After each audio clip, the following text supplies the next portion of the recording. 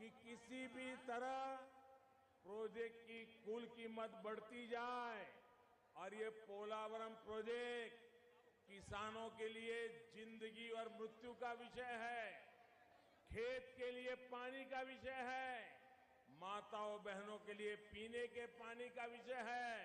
लेकिन ये यूटन बाबू के लिए, ये टीडीपी के लिए ये पोलावरम प्रोजेक्ट एटीएम है, एटीएम उसमें से निकालो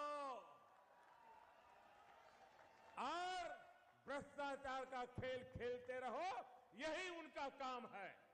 మిత్రులారా, ఇంత ప్రయత్నం చేసినప్పటికీ, అన్ని రకాలుగా సహాయ సహకారాలు అందిస్తున్నప్పటికీ పోలవరం పథకాన్ని పూర్తి చేయాలన్న చిత్తశుద్ధి మాత్రము మనల్ని పరిపాలిస్తున్న ఈ టీడీపీ ప్రభుత్వానికి లేదు. వాళ్ళకి ఏదో రకంగా ఎప్పటికప్పుడు ఖర్చు అంచనాలు